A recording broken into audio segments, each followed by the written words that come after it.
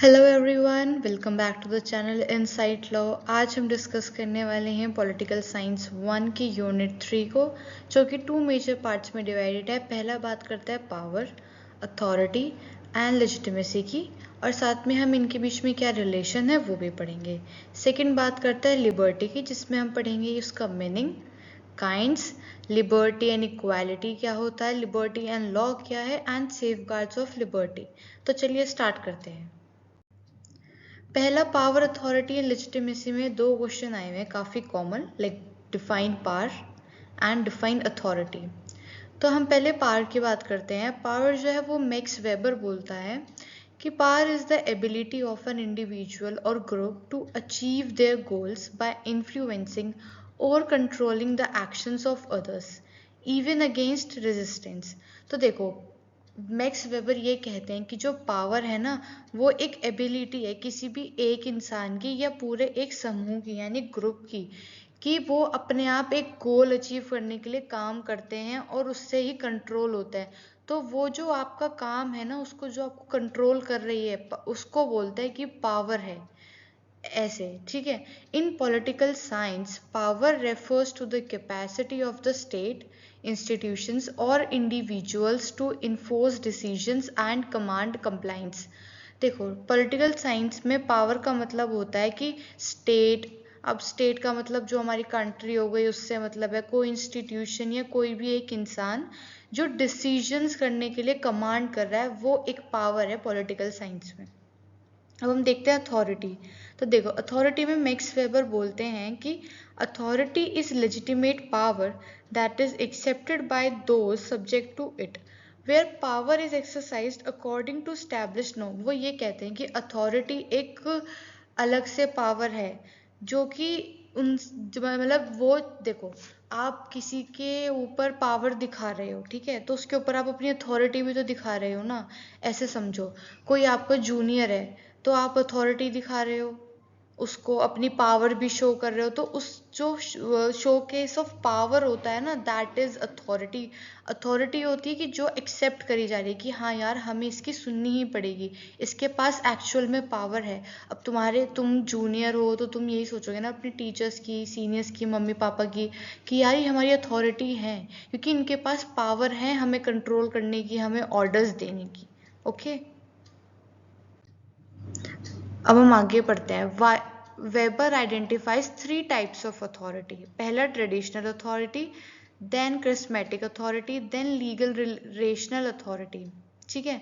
अब ऐसा क्यों? देखो, जो ट्रेडिशनल है ना, वो है कस्टम्स और लॉन्ग स्टैंडिंग प्रैक्टिसेस पे, यानी कि जैसे किंगशिप होता था, ठीक है, ऐसे।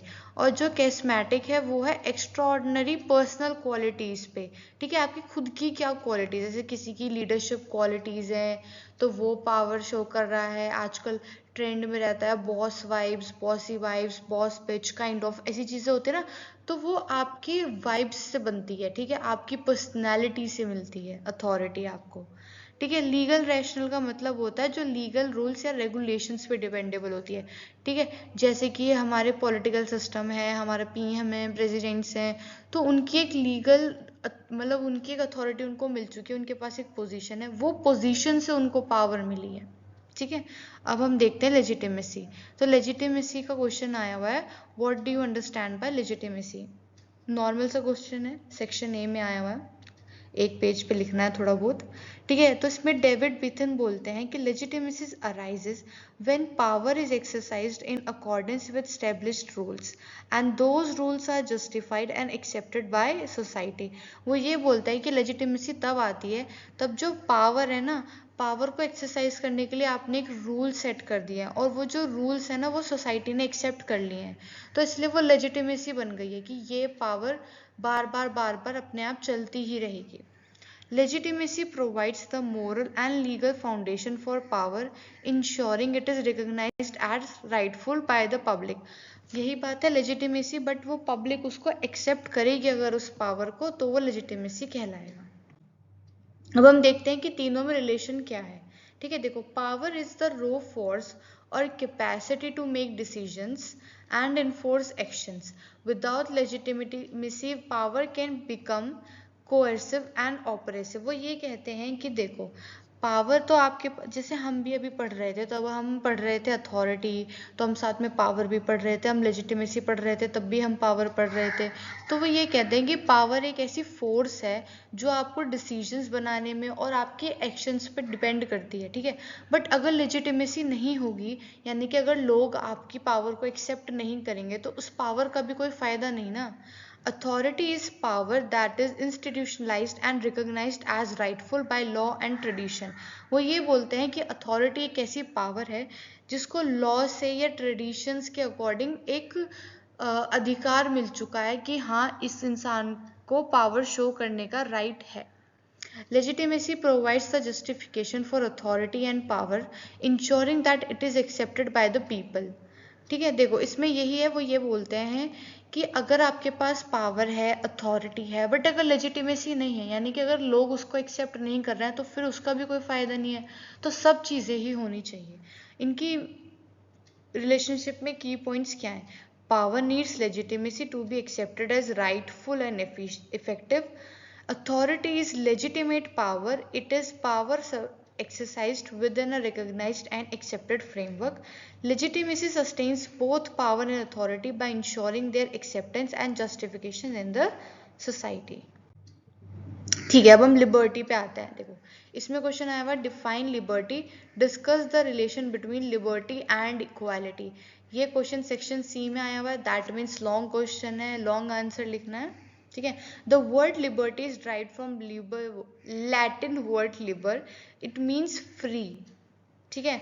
जॉन स्टुअर्ट मिल बोलते हैं कि liberty consist in doing what one desires as long as it does not harm others. वो ये बोलते हैं कि लिबर्टी का मतलब ये है कि आपका जो मन है आप करिए, बट आपका ये मतलब नहीं कि आप उस लिबर्टी से किसी और को चोट पहुंचा सकते हैं। Liberty is the freedom of individuals to act, think and live according to their own will within the limits set by society or law to prevent harm to others। Liberty एक ऐसी फ्रीडम है किसी की जो उसको सोचने के लिए, करने के लिए और रहने के लिए उसके अकॉर्डिंग उसको आज़ादी देती है, ठीक है, बट वो सोसाइटी को हार्म ना करे। काइंड्स ऑफ लिबर्टी दो तरीके की होती हैं, पॉजिटिव एंड नेगेटिव। पॉजिटिव का मतलब ये है कि emphasize freedom to act and fulfill one's potential with the help of enabling conditions such as education and healthcare।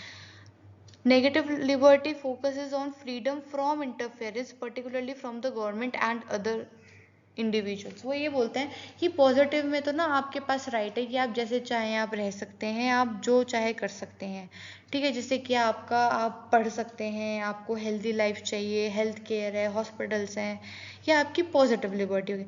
But negative liberty ये हो गई कि आपको एक मतलब एक मौका मिल रहा है कि आप ये काम कर सकते हो बिना गवर्नमेंट की इंटरफेरेंस से, मतलब गवर्नमेंट इंटरफेयर नहीं करेगी, आपको जो करना है आप वो करिए। वो नेगेटिव हो गई ना, क्योंकि देखो वो नेगेटिव इसलिए हो गई क्योंकि कहीं ना कहीं उसका गलत इस्तेमाल भी हो सकता है, दैट्स वाई। ओके, आगे हम देखते हैं relationship between liberty and equality.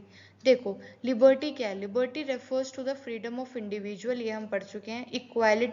Equality means treating all individuals the same and ensuring equal access. देखो जो लिबर्टी हो गई ना, उसका मतलब तो ये होता है कि आपको आज़ादी मिल गई, ठीक है, आप फ्रीली कोई भी काम कर सकते हो। बट इक्वालिटी का मतलब यह है कि सबको इक्वालिटी में रह के चलना है। अब लिबर्टी में तो आपका मन है आपको रेड ड्रेस पहननी है, दूसरे का मन है उसको येलो पहननी है, तो आप लिबरल हैं, आप चाहे तो रेड पहन सकते हैं, आप चाहे येलो पहन सकते हैं। बट जहाँ इक्वालिटी की बात आ जाती है वहाँ यूनिफॉर्म चाहिए, कि ऐसा नहीं है सब वाइट पहनेंगे, आपका जो मन है हमें उससे फर्क नहीं पड़ता, ठीक है। तो इनकी रिलेशनशिप क्या है? Liberty without equality can lead to inequality and exploitation.